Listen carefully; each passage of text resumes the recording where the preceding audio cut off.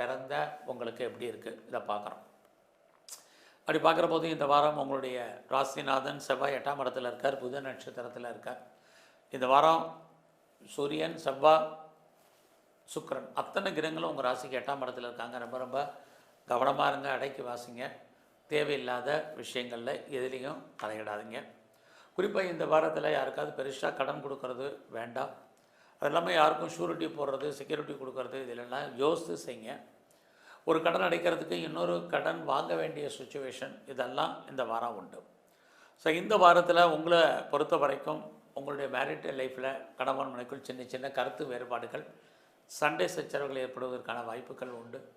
ஏதாவது டைவர்ஸ் பண்ணியிருந்தீங்கன்னா, டிவர்ஸ்க்கு அப்ளை பண்ணியிருந்தீங்கன்னா இந்த வாரம் கிடைப்பதற்கான சுச்சுவேஷன் இதெல்லாமே மேசராசியில் பிறந்த உங்களுக்கு இருக்குது. ஸோ இந்த வாரத்தில் நீங்கள் பிஸ்னஸ் பண்ணிங்கன்னா பிஸ்னஸுமே சுமார். பிஸ்னஸில் லார்ஜ் இன்வெஸ்ட்மெண்ட் வேண்டாம், நார்மல் இன்வெஸ்ட்மெண்ட்டே போதுமானது. ஒருவேளை உங்களுடைய பிஸ்னஸில் யாரையாவது பார்ட்னர்ஷிப்போடு சேர்ந்து பிஸ்னஸ் பண்ணிங்கன்னா பார்ட்னர் லாபம் அடைவார் அல்லது பார்ட்னருக்காக நீங்கள் உழைப்பீங்க. ஸோ இந்த வாரத்தில் உங்களுடைய கரியர் எப்படி இருக்குது, ப்ரொஃபஷன் ஜாப் எப்படி இருக்குன்னு பார்க்குறோம். வேலை இருக்குது, ஏன்னா சனி பகவான் உங்கள் சர்வீஸ் ஸ்தானத்தை பார்க்குறனால வேலை இருக்குது. பட் வேலையில் நீங்கள் பெரிய லெவலில் எஃபர்ட்டு கொடுத்து தான் ஆகணும். எவ்வளோ பெரிய போஸ்டிங்கில் இருந்தாலும் வேலையில் நீங்கள் ஒரு அன்சாட்டிஸ்ஃபைடாக இருப்பதற்கான சுச்சுவேஷன் நிறையவே இந்த வாரத்தில் இருக்குது. ஸோ இந்த வாரம் உங்களுடைய குழந்தைகள் விஷயத்தில் ரொம்ப கவனமாக இருங்க.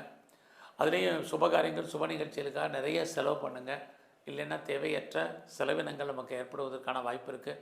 வழக்கம் போல் சனி பகவான் 12ஆம் இடத்துல குருவோட நட்சத்திரத்தில் இருக்கிறது. பண வசதி, பொருள் வசதி இருக்கிறவங்க இடம், மனை, வீடு, வண்டி, வாகனங்கள் அதில் இன்வெஸ்ட்மெண்ட் பண்ணுங்கள்.